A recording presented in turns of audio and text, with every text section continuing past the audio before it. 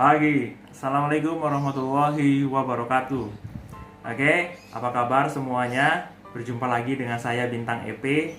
Di video kali ini kita akan membahas tentang bagaimana mendirikan usaha jasa perpajakan dalam pembuatan prototipenya. Sebab dalam pelajaran kewirausahaan ini sangat penting untuk kita bahas dan kita serap ilmunya. Agar apa? Agar teman-teman bisa memiliki bayangan, deskripsi, dan juga ancang-ancang serta plan yang baik, action yang benar untuk mendirikan jasa perpajakan dan konsultasi perpajakan. Oke, so mari kita bahas.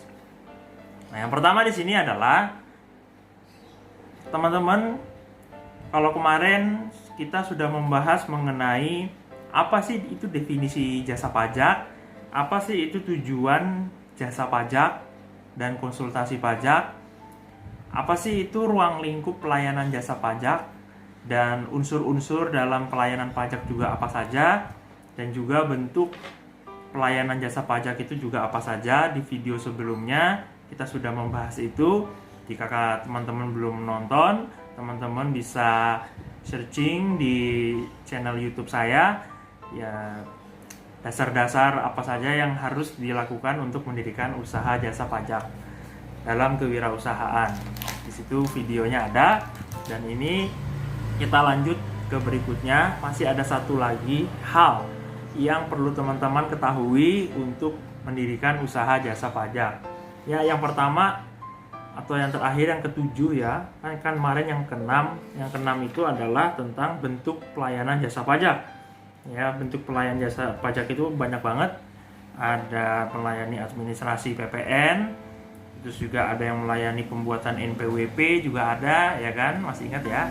Nah, untuk yang nomor 7 ini adalah tentang prosedur mendirikan lembaga jasa perpajakan. Prosedur mendirikan lembaga jasa perpajakan ini itu terbagi menjadi dua. Yang pertama adalah kelembagaan. Kelembagaan sendiri berdasarkan bentuk lembaganya. Jadi jasa pajak melekat dengan pelayanan masalah perpajakan seperti pajak penghasilan dan pajak pertambahan nilai. Dalam institusi pelayanan jasa pajak, semua sistem itu ada aturannya. Dan sudah pasti pelayanan jasa pajak diserahkan kepada tenaga kerja yang profesional. Terus yang nomor 2 atau yang B, struktur lembaga jasa perpajakan. Dalam prosedur mendirikan lembaga jasa perpajakan, struktur lembaga jasa perpajakan itu lengkap plus langkah-langkahnya itu harus kalian pahami juga. Yang pertama, ada struktur organisasi pelayanan jasa pajak, yaitu susunan organisasi pelayanan pajak. Itu yang pertama sebagai penanggung jawab. Dia bertanggung jawab atas apa, Pak? Atas segala bentuk pelayanan jasa perpajakan. Yang kedua, menerima konsultasi dari pelaksanaan jasa perpajakan. Dan yang ketiga, mengetahui segala bentuk pelayanan jasa. Jadi, ketiga hal tadi harus benar-benar diketahui dan harus benar-benar bisa sebagai seorang jasa perpajakan atau konsultasi pajak, harus benar-benar bisa mempertanggungjawabkan 3 misi tadi. Dan yang kedua adalah manajer. Itu mengkoordinasikan tim pelayanan jasa pajak. Dan yang kedua, mengelola segala bentuk pelayanan yang diberikan yang berkaitan dengan jasa dan konsultasi perpajakan. Dan yang nomor 3 adalah melaksanakan pengawasan, pengendalian, dan pembinaan. Dan juga 4 adalah membuat laporan jasa terhadap pelayanan jasa perpajakan. Nah, jadi di sini intinya ya teman-teman, bahwa semua yang terkait dalam susunan organisasi pelayanan pajak, jika ingin mendirikan struktur organisasinya, teman-teman harus bisa memiliki penanggung jawab dan manajer.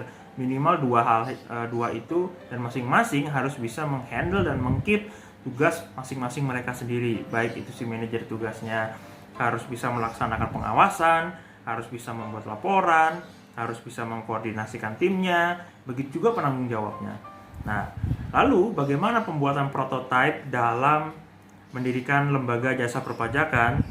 Nah, kalau kalian sudah memiliki proses pembuatan prototipenya, seperti pembuatan gambar kerjanya, seperti pembuatan seperti apa bangunannya, pembuatan bagaimana bagian interior dalamnya, terus yang berikutnya bagaimana pembuatan desain bagian luar gedung Anda sendiri, dan yang berikutnya bagaimana prototipe secara jasanya ya, pelayanan atau servisnya ya, strukturnya bagaimana saat tamu datang dari lobi pintu Anda menuju hingga pulang lah, katakanlah seperti itu, step by stepnya bagaimana.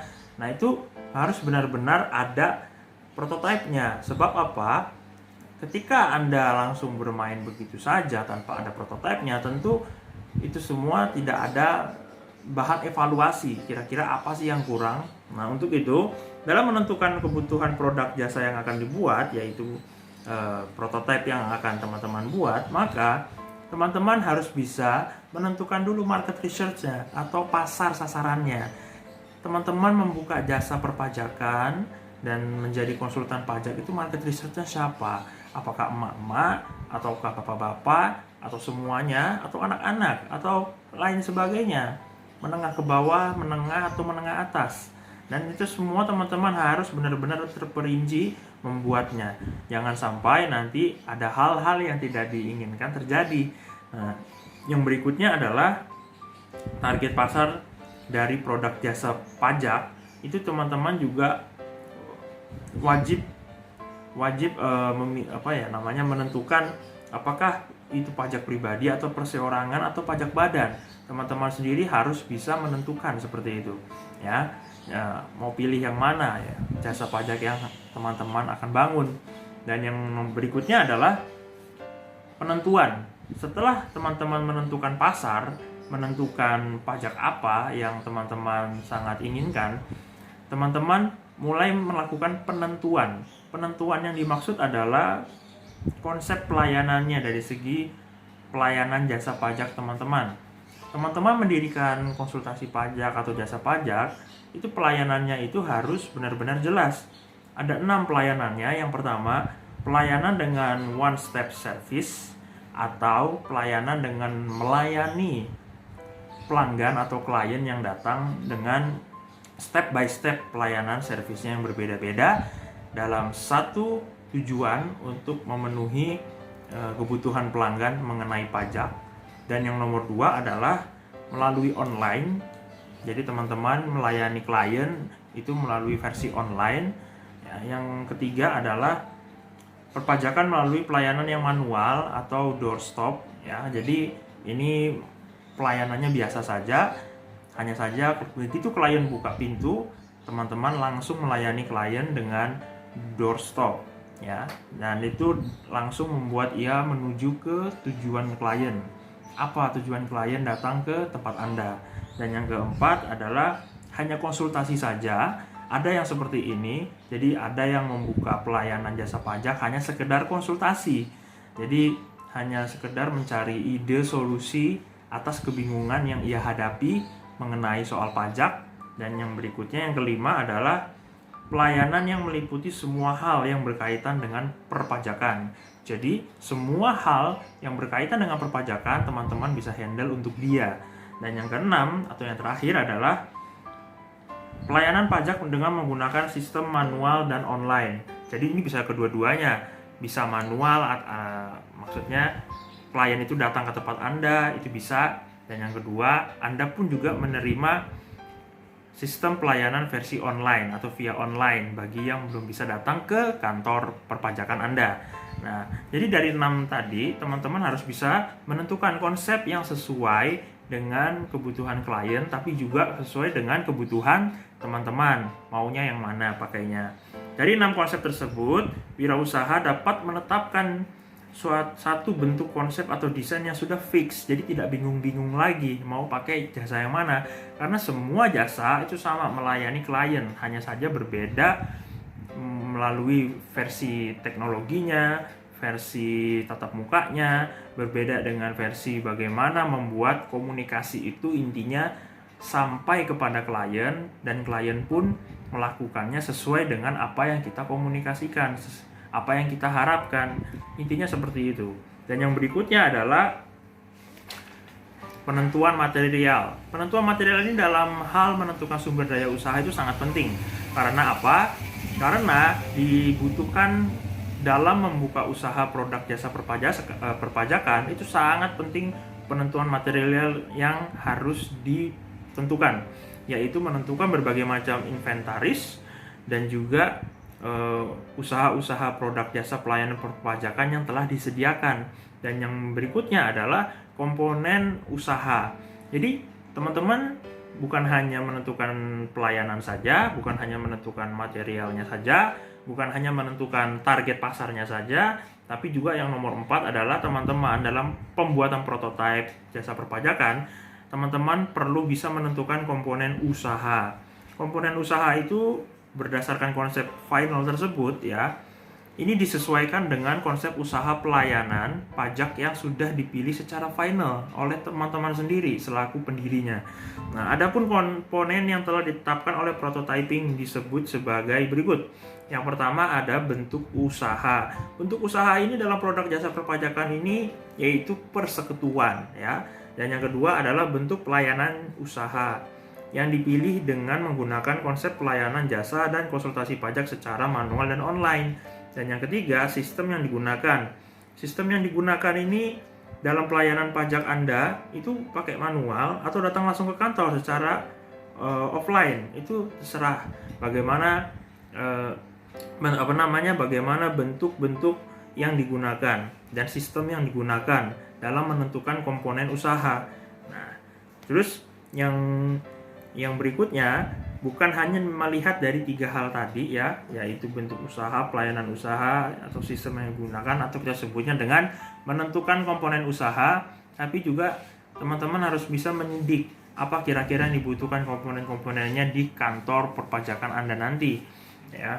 Kalau teman-teman memang jasa vianya pelayanannya pakai online, ya berarti teman-teman harus bisa memiliki komponen wifi atau teknologi PC yang benar-benar kuat, mumpuni dalam mendukung adanya nirkabel jaringan online sehingga pelayanan teman-teman kepada sang klien dapat terjalin tanpa terputus. Dan yang berikutnya yang ingin saya sampaikan adalah jadi ada 4 ya dalam menentukan pembuatan prototipe dalam mendirikan usaha perpajakan. Yang pertama tadi adalah pembuatan prototipenya. Teman-teman harus bisa menentukan ya pasarnya terlebih dahulu ya. Ketika teman-teman sudah menentukan pasarnya siapa ya, maka teman-teman akan mudah menjalankannya dan lurus arah tujuannya, tidak bingung bermain di area klien mana ya. Dan yang kedua adalah penentuan 6 layanan tadi ya. Dan yang ketiga adalah penentuan materialnya. Penentuan materialnya sendiri teman-teman harus bisa memikirkan sudah fix matang-matang material yang ingin digunakan ya. Dan yang keempat, yang terakhir adalah menentukan komponen usaha. Jadi 4 hal ini adalah 4 hal di mana bisa sebagai bahan pertimbangan, bisa sebagai bahan acuan, bisa sebagai bahan penolong Anda untuk bisa membuat prototipe dalam mendirikan usaha jasa perpajakan atau konsultasi perpajakan. Oke, saya rasa cukup jelas sampai di sini. Nah, untuk apa soalnya nanti akan saya berikan. Terima kasih sudah menonton video dari saya. Saya Bintang EP. Mudah-mudahan apa yang saya berikan menjadi ilmu yang baru untuk Anda semuanya. Mudah-mudahan apa yang menjadi amanah dan juga ilmu-ilmu yang terserap dalam pendengar, yaitu teman-teman, bisa menjadi acuan ke depannya nanti. Assalamualaikum warahmatullahi wabarakatuh.